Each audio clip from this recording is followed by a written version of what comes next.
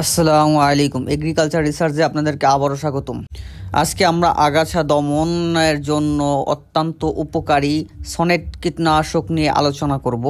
Sonnet কীটনাশক কি, এতে কি দেওয়া আছে এবং কি ঘাস মারা যায় এবং কোন কোন জিনিসের মধ্যে আমরা এই সনেট ব্যবহার করতে পারবো বা কোন কোন ফসলে মাছ দিয়ে আমরা এই সনেট ব্যবহার করতে পারবো এবং কি ঘাস এই সনেট ব্যবহার করলে মারা যাবে, এই সমস্ত প্রকার সকল বিষয় নিয়ে আজকে আমরা আলোচনা করবো ইনশাল্লাহ।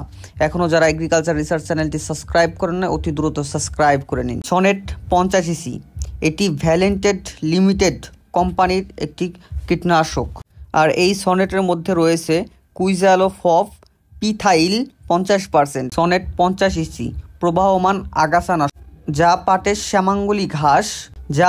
শ্যামাঙ্গলী ঘাস সহ অন্যান্য আগাছা সফলভাবে দমন করতে সক্ষম।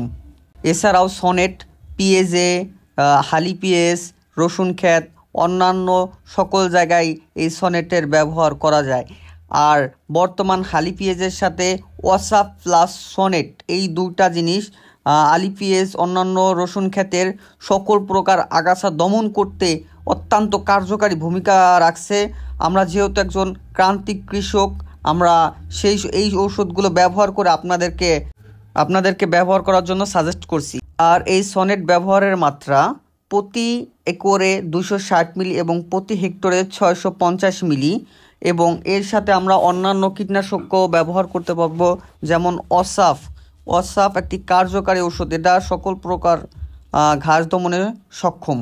আর এই সনেট কীটনাশক আপনার গাছকে অর্থাৎ আপনার ফসলকে সুরক্ষিত রেখে 100% আগাছা দমন করতে সক্ষম, যেটা আমরা কার্যকারী তা পেয়েছি।